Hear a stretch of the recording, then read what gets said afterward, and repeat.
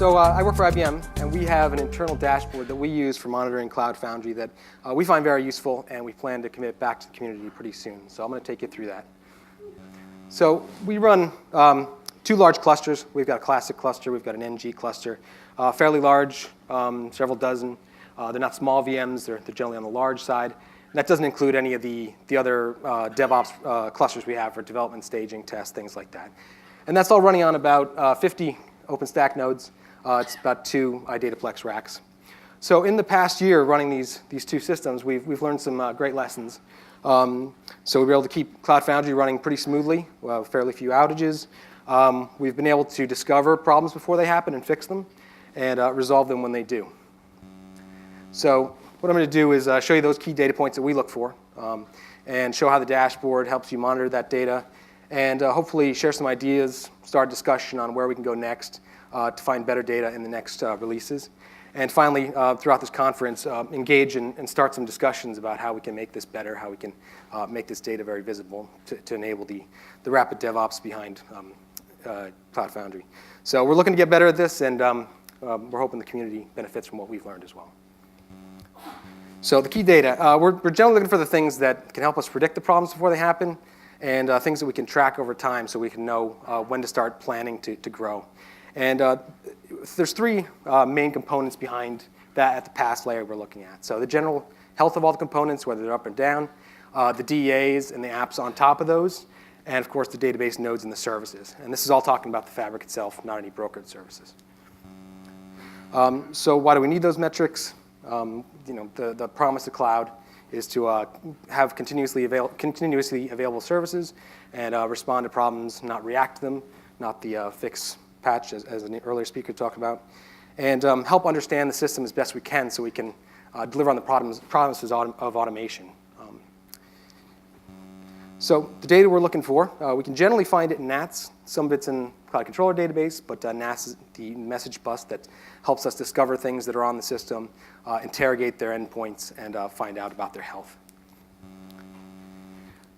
So we monitor that data with our metrics dashboard, our admin tool we call it, and it gives us 5 key features. So there's the component health, the DEAs, the service nodes, things like that. There's information on what they're consuming, what's in the system, where it's generally growing, how it's growing, to make sure it's doing what we're expecting it to do.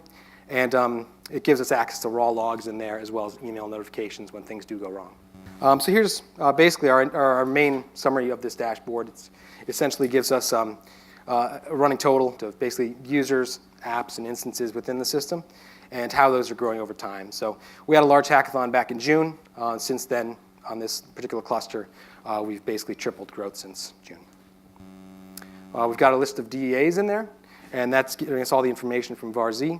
Most importantly, on the right side, the app memory shows us the reserved memory of applications on the DEAs versus the max, so we can scale.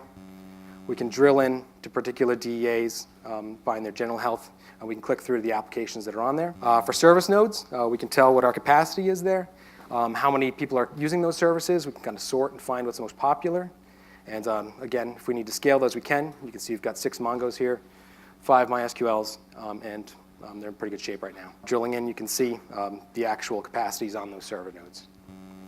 We've got user details. So you can find out who's using the system. In this particular example, about 5 down, we've got someone using a lot of CPU.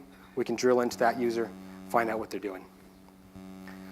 Applications, same thing. We can see what sort of consumption patterns there are.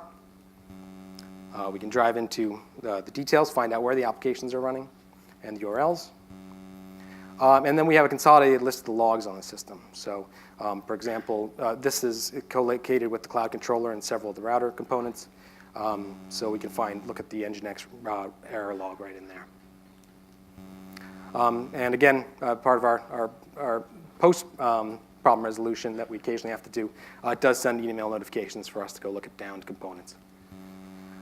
Okay, so going forward, we've got great stuff in there, but we want to resolve gaps between what we're looking at in NG and Classic versus what we're doing in NG. And we'd like to see if we can get that same data from the old system into the new. My colleague Doug Davis actually put in a an issue against the cloud controller in NG to see if we can get some of that same data or find a different way to get it. We'd also start to like to link the metrics that we're statically looking at and link that into any sort of automation, solving, scaling, doing things like that. Another example came from Bala on our team, one of the leaders in our engagement with Cloud Foundry, about preemptively helping out users that are seeing problems because we can look at the logs. We can look at the health of their app and go from there. And all this in the hope to heal the system, scale, and let it evolve as we can see what sort of patterns we have. Going forward, we really want to expand the usage of this tool, which is currently limited to admins at the moment, to help other types of admins do more proactive things, such as add DAs to the cluster if need be, or invoke any Jenkins, Bosh, depending on how you deployed Cloud Foundry, and possibly show different tiers of admin access. It's all pretty flat right now. And of course, we always have people interested who want to know how we're doing. Is the system up? Maybe something down. Over the weekend, they want to see, all right, I pushed an app, is there a problem with the system? A way to expose this data and make it available to different roles inside the system. And of course, thank you. And of course, we're hiring too. Everyone's hiring.